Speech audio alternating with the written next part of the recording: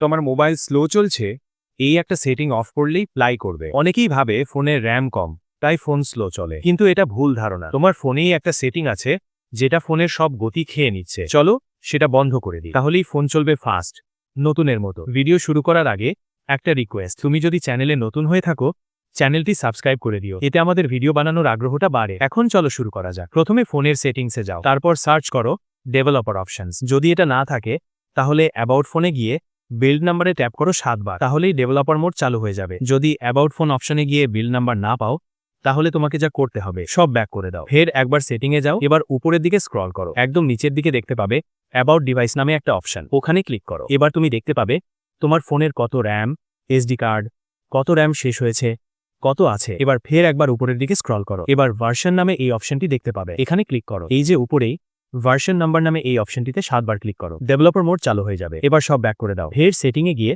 Search বারে developer search করো। এবার ডেভেলপার অপশনসে ঢুকে নিচে স্ক্রল করো, সেখানে একটা অপশন পাবে ব্যাকগ্রাউন্ড প্রসেস লিমিট। ডিফল্ট ভাবে ওটা থাকে স্ট্যান্ডার্ড লিমিট, তুমি সেটা বদলে দাও নো ব্যাকগ্রাউন্ড প্রসেসেসে। ব্যাস হয়ে গেল। এবার থেকে ফোনে ব্যাকগ্রাউন্ড অ্যাপ র্যাম খাবে না, আর তোমার ফোন চলবে আগের থেকে অনেক ফাস্ট। ভিডিওটা কাজে লাগলে একটা লাইক দিও, আর এরকম স্মার্ট টিপস পেতে আমাদের চ্যানেল টেক টিপস জ্ঞানকে এখনই সাবস্ক্রাইব করে পাশে থাকা বেল আইকনটি দাবিয়ে দাও।